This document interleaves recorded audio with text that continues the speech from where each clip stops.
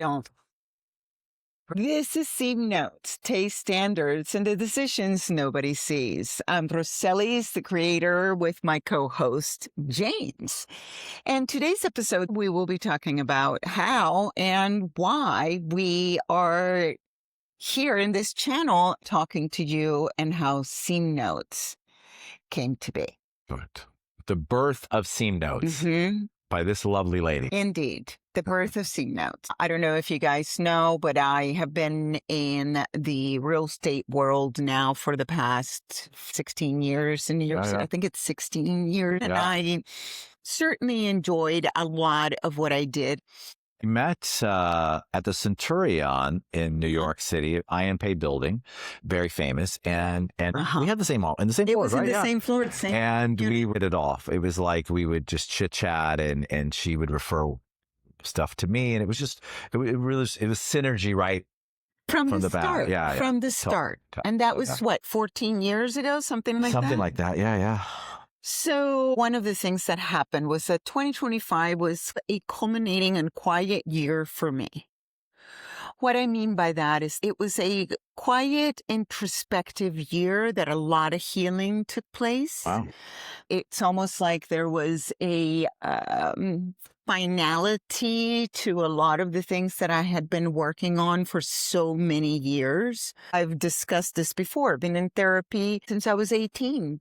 On and off, mostly on. So for 41 years, I've been in that introspective learning process. I mean, the last I had been dealing with a autoimmune thing and was going through some healing process. It's not gone, but it's managed now in a way that it hadn't been managed in all those years.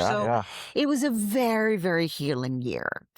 And the idea of doing what I kept calling a channel was present for a long time. Yeah, I remember you talking about it. And, everybody was suggesting doing it in real estate. And I didn't feel the connection that I needed to feel at this stage of my life doing something.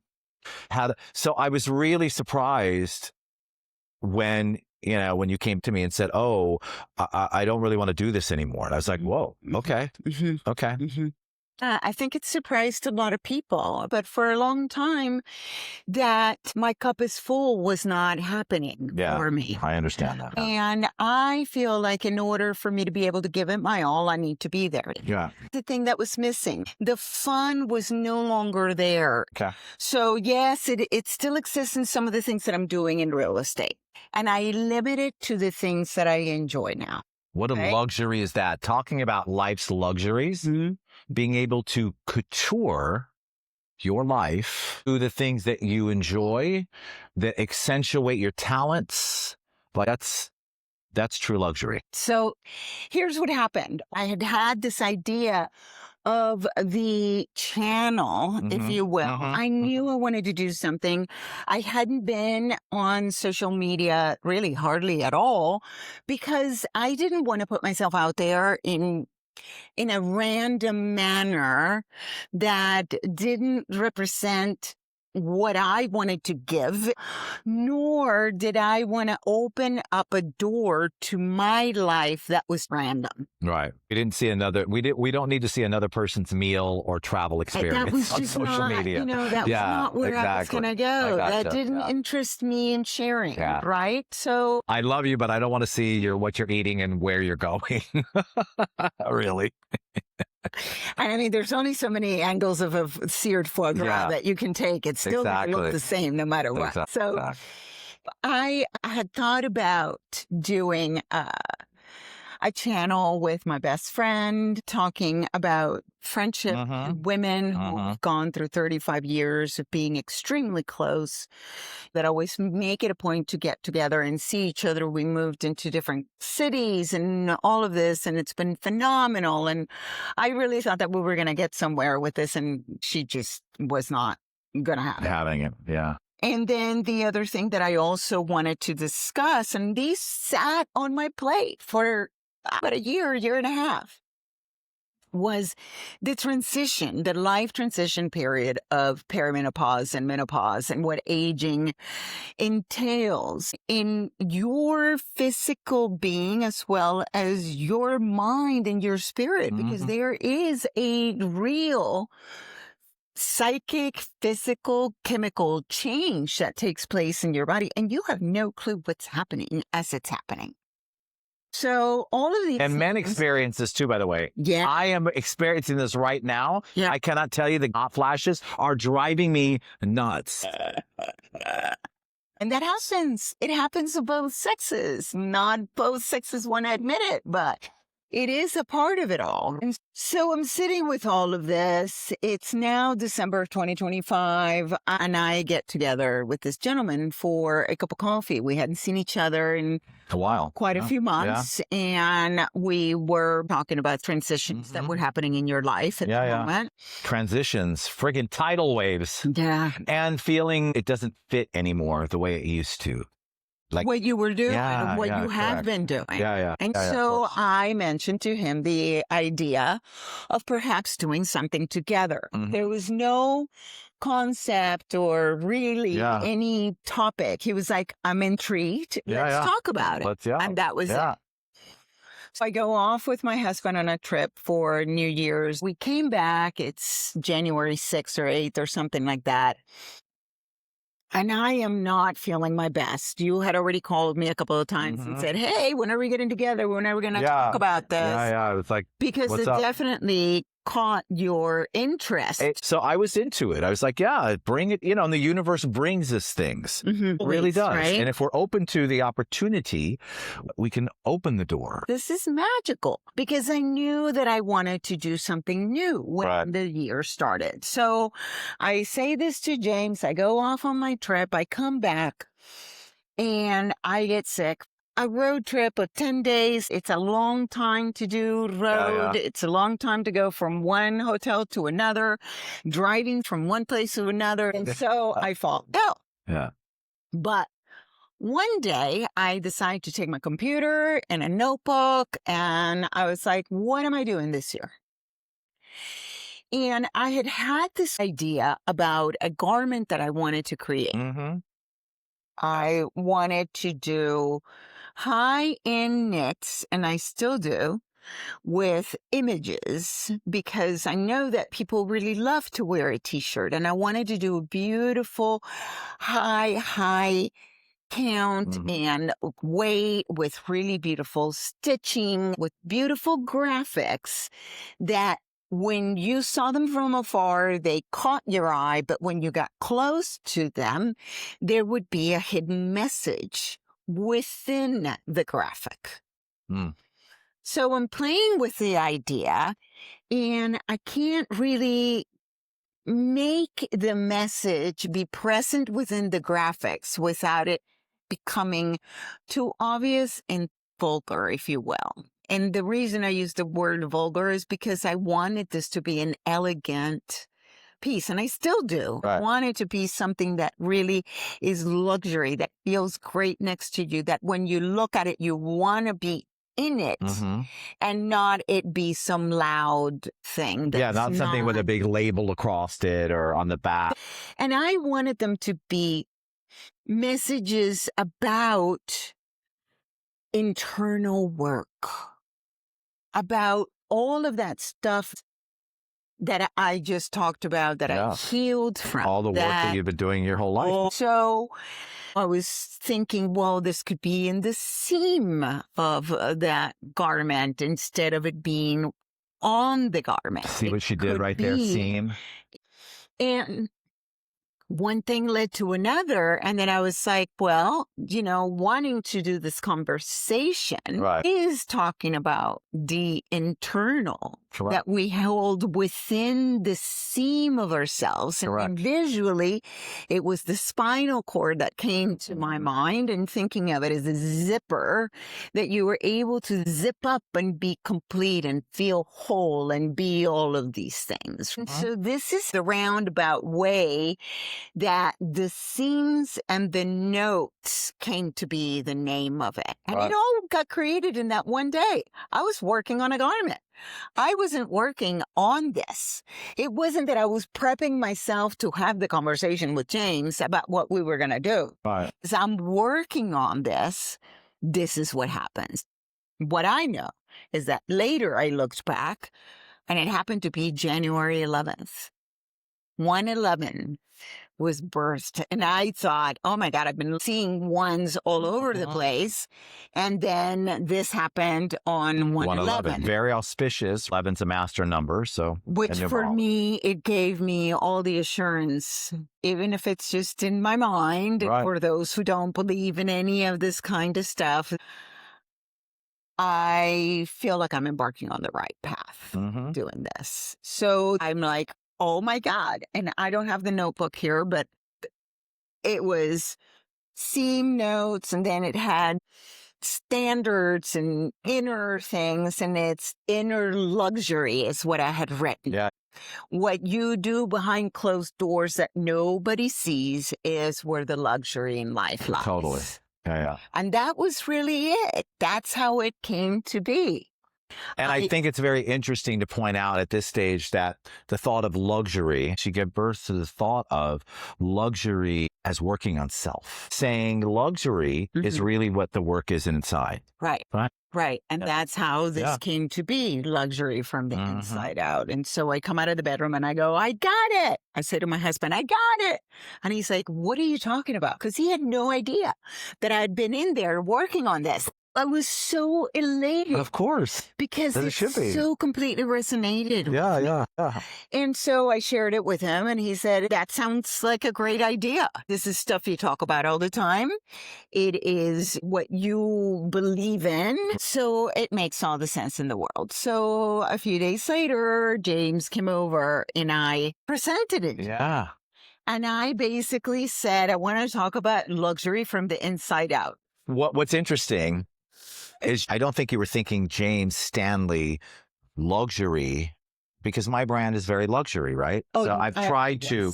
I was. Oh, you were? Absolutely. Oh, interesting. At that moment, Right. when the luxury from the inside came, of course. Because I think that having also the experience of luxury lives influences a lot what we are able to talk about because we've had luxury experience. The material luxury life. The material. Exactly. And because you deal with so much in that luxury world. Okay. Yeah. So she says to me, luxury from the inside out. And I'm like, what? But I think from a point of view of, because luxury is always something I've been very attached to. From the material world and also from the spiritual world, thinking, okay, that's a conflict of interest. I do not believe it is, by the way, but just hearing it, I'm like, huh? And then as I contemplate, of course, the true luxury, the true awareness, and we're equating luxury to awareness, is going inside. So then as soon as I got it, I'm like, that's brilliant, because both of us, our brands and our background is luxury in the material world, but also in the sense of spiritual awareness, mental health, all of that. Absolutely. So yeah. Absolutely. So then I thought, brilliant, of course, to weave in that in that sense, Well, and I knew that because we've had these conversations through the years that he was the ideal partner. I mean, we didn't know this back in December when I even suggested that we do something together. Right. But anytime that he had some sort of media concept or idea that could possibly come up, he would reach out to me and be like, would you be interested in doing this? Yeah, I'm like, are you down? You were always including me in that. Yeah, I always. didn't hear from him for like 7 months, and he'd be like, oh my God, I got this thing going. It might be, maybe not. Da-da. And I was like, whatever, let's do it. Yeah, true. And so I think that the conversation has been there, how we both feel that everything is about who we are. and how we experience life in this trajectory, in this body that we inhabit today. And for me, after all this period of processing and healing and all of that, the greatest luxury is this sense of calm and peace that I carry through with me in most,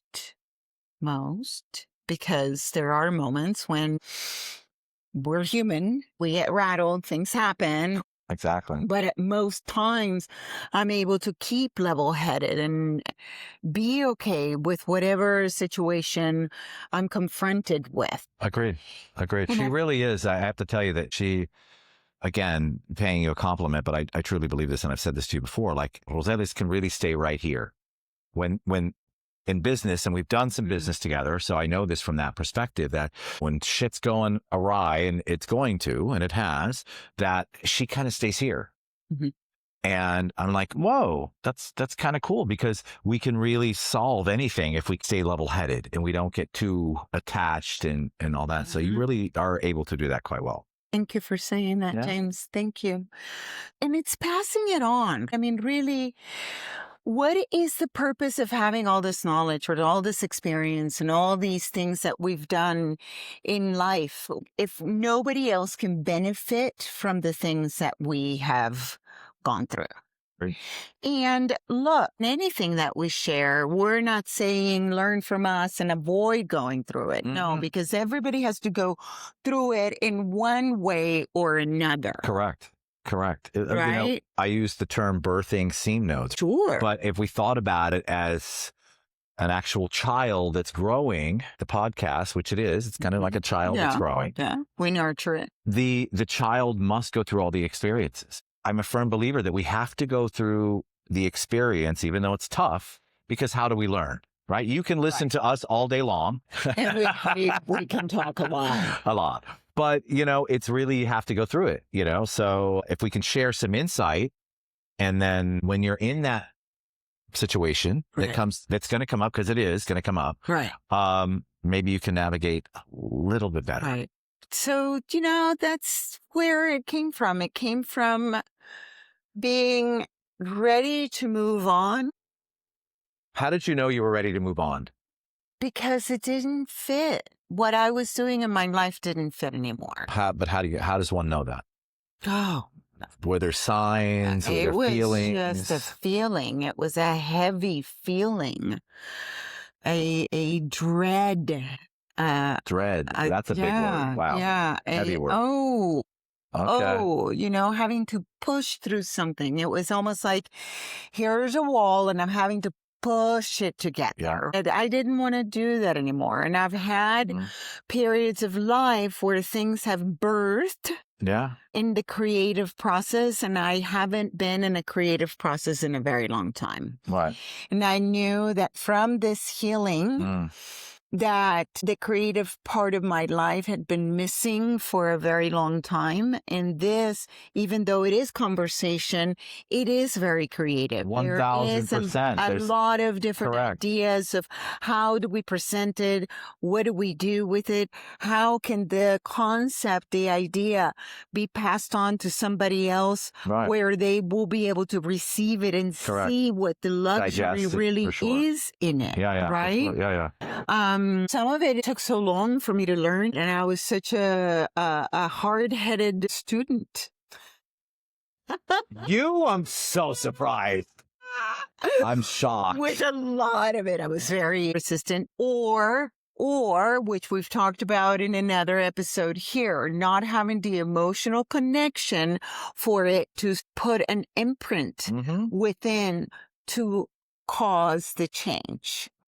So I had to get free enough of some of the turbulence that was there in order to be able to connect with it emotionally and be able to learn and grow from it. Because otherwise I was not going to learn from it. Right. Because you were just going to continue the cycle. Exactly. Because I would leave it behind and I'd forget about it. Yeah. I was so used to just like letting it go, you know, but then the other thing. But then it repeats. Right. And it just repeats and it dressed in a different clothes. 1000%. Right. I mean, it doesn't have to be the same. It never looks the same. And then 5 years down the road, you go, oh. You're back. wow, Yeah. this is the same situation. How did I not see it? Because whenever you were going through the first one, you weren't connecting to it emotionally to really learn the lesson. I mean, I have periods of my life that I don't remember at all. In childhood years, there's many years I don't remember at Yeah, all. I remember tiny little bits I and can pieces kind of relate to that. because I was completely Yeah. disconnected from it. Yeah. It was the only way that I felt that I could survive. So I Maybe continued through to a practice trauma. that. Yeah, agreed. So I continue to do that pattern through my life. And so, you know. So you did have a need to voice, maybe part of SeamNotes is a need to share the message. The biggest message is luxury doesn't lie in all of our expensive things. It's about the pleasure, the enjoyment of the thing, the act, the activity, the whatever it is that you're doing. You don't have to go out there and search for it. But that's why this is exactly what it is. Yeah. This is why this was birthed, because we need to recognize that. Those things are great. But again, we wouldn't connect to those things the way that we do and find them to be luxurious if we didn't enjoy them. Yeah, because for then sure. they would lose their luxury. They would lose the value. So it doesn't really matter. Well, it's not really a monetary thing. And that is the whole idea behind all of this, right? Yeah. That it is about what we carry inside, who we are, how we respect ourselves. The only person that we really, really need to love and take care of throughout life is ourselves. If we're not there to do that, we can't do anything for anyone else. Agreed. Yeah. And no matter what, husband, children, family, cousins, friends, they will pass on. And what if you outlive them all? You Which better happens. love the person you are. And that is what the message of all of this is. How do you take care of yourself? How do you protect yourself? How do you experience luxury? How do you deal with others? How do you deal with all of these things in the most luxurious way so that you can have a life that gives you joy? And you can then impart that on to somebody else. And that the moments in which you struggle, because we will share about the things that we've been through. Totally. And are going through. Experiences have been and what they taught us. Because we want you to know that you're not alone. That all of us go through all of this at one time or another. Whatever you're experiencing, highs and lows, we've all experienced. So another question, if I may. Yes. So you gave birth to SeamNotes. Uh-huh. It is now episode 8? Yeah. This is episode 8. This is episode 8. Yeah. This is episode 8. Yeah. At episode 8. Uh-huh. How do you feel about SeamNotes? I love it. I love it. I love it. I believe it has a long way to go. I believe that we have no idea what this will actually bring. Will it remain SeamNotes as a podcast? Will it change into another form? Will it offspring other things? I have no idea what this is to bring, but what I'm doing today, what I plan on doing for a while with this is exactly what we just talked about, and whichever form it takes or what it transforms into from here, I'm open to anything. But for the moment, for now, I feel good about what we're doing. You know, it's giving you this creative outlet. Mm-hmm. It's giving you a way to voice your whom you are, what you've learned. She really loves to share with others and help others. And I think that's where both of us really get on the train together and are in the same car, so to speak, is that we really want to help others. I wanted to hitch my wagon to yours because if I can give someone a word that's going to positively influence their moment, why would I not do that? Exactly. And if I have the opportunity, I definitely want to. Exactly. You know? Exactly. Yeah. I'm having so much joy doing it. And it's exciting. I'm not skipping any of the steps. Yeah. I am Yeah. going through it, diving into it, learning from it, because this is something I firmly believe in. If one person benefits, That's it. Right? Exactly.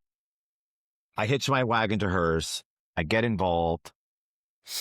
And I come here and I don't contemplate what we're going to say, what we're going to shoot. right. Have confidence that she's going to have an idea or Plan. outline of where we want to kind of go. And immediately, I don't know what switches. I fall into this mode of really loving to give. Yeah. It's really not about what I know or she knows or we know collectively. It's more about just giving. If we can say one thing that's going to help somebody in a moment, Mhm. it's wonderful. Yeah. So we're giving to someone. I sit here and I get excited about whatever the subject is, because I really feel, oh, we can help somebody with this. Somebody is going to hear it and be able to go, huh? Exactly. Right? And that was part of the reason why, when this came up this way, and we had already had that conversation about having conversations on camera, I knew that this was the right topic, because we've been talking about this for years. This isn't something that we are just discovering amongst the two of us. I have all the confidence in the world that we're going to be able to have this conversation, because that's what all of this is. It's just a conversation that we're having together and sharing it with you. And our luxury with SeamNotes is being able to give freely of what our experiences are. Correct. And Being fulfilled from that experience. being able to share with you that you have to go through it. And that it's okay. Or fortunately. No matter what that is. I mean, right now, I'm having the fortunate experience of going through creating this and working on this. But it was given from a space where something had ended and it was just the right opportunity, and life just gave that gift to me to be able to give to you at this moment. We've covered everything that there is on how we came to be and what we want to do. And it's lovely to hear from other people that what we are talking about resonates. Has an impact. Something sparked. These episodes live in perpetuity, and you can always go back and take a look at them and see the why. Agreed. Or get the why, or go to a line that touched you or you remember, like you do with a book. So Agreed. Thank you so much for being here with us. And thank you for giving birth to SeamNotes. Thank you, James, for being a part of it as well. Until next Wednesday, this is SeamNotes, luxury from the inside out.